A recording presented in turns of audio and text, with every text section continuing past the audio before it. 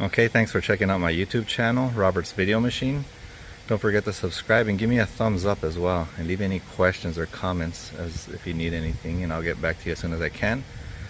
In today's video, we're going to be replacing, I guess they call it the Serpentine belt, and this is on a 2004 Ford Mustang V6. The compatible vehicles are 99 to 2004, and then just show you what I'm talking about. It's basically this belt here. You see how it goes around the vehicle, and it's a good thing to record or take a picture of how it goes around the vehicle. Let's see, I'm gonna get it here real quick. This is for the V6 in particular. Let's see, it goes from the top and then goes under that, goes through the alternator, goes down. There's that big loop there. Okay, you see how it kind of loops under here. Catch it. Comes up, and you can tell right there why I'm replacing it. It's all cracked. And then it goes down underneath to that tensioner and comes up to this part here. Now, on the car, normally, I know they do have a picture of it. This one doesn't have it anymore, it probably fell off. But let me show you what I'm talking about. Okay, this is for my truck. I don't know if you can see here. And it shows you a diagram, basically for the V6 and the V8 models of how the Serpentine belt is supposed to go. And the cars are supposed to have it. I guess on my car it got too old and the sticker fell off or something, but this is what I'm talking about. Maybe your Mustang does have it, but I just take a quick video so I could see how it's done. Okay, and this is the replacement part that I got. It's a Continental. They said it's compatible, and there's the part number.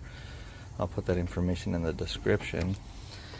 And here, it's basically an 18mm socket that you need to put there. Let me put it on real quick so you can tell what I'm talking about. Okay, so you can see there, I have the 18mm socket, and that's a tensioner, which basically you can tell there I'm pulling up and it loosens the belt. Now, to get better leverage, I would say to remove this here, just so you can get a breaker bar in there, and it'll be a lot quicker and easier. All you have to do is basically just remove this hose here, or this one here on this side from the radiator. Make sure the car is completely cold, of course. Just unscrew this bolt here, or this screw, and on the bottom I think is just settled into there. If I get a better view of that. Yeah.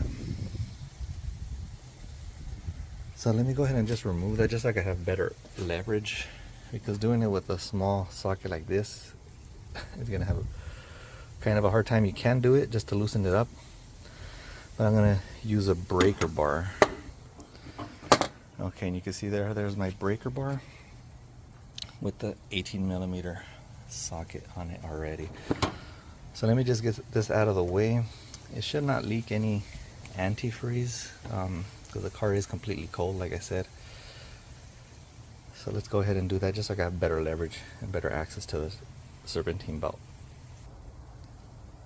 Okay, so there's the hose that I removed.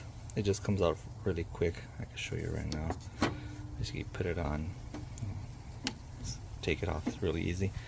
And on this one here, it's a 7mm socket to remove that. So this thing is loose, as you can see, and you can just take it off. So let me go ahead and do that now. Okay, and like I said before, the bottom part does not have anything that it connects to. It just basically lays that part in. How do you see there?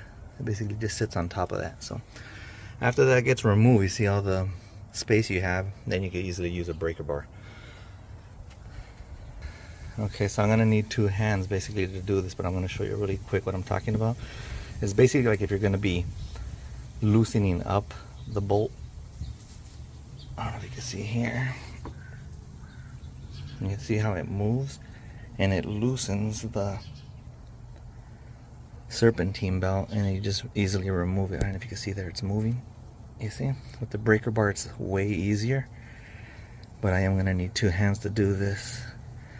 So just as soon as you pull it up and move it, you remove the serpentine belt with the other hand, and then basically put the other one back in, and you can see there a clearer picture of how it's all laid out.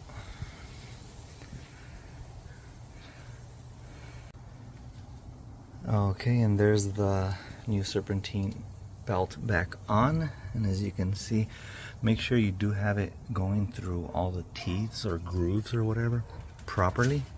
And I'm going to test it out right now when I turn it on. And then I also drew a little diagram just for myself from the video, just so I kind of knew how to put it back on.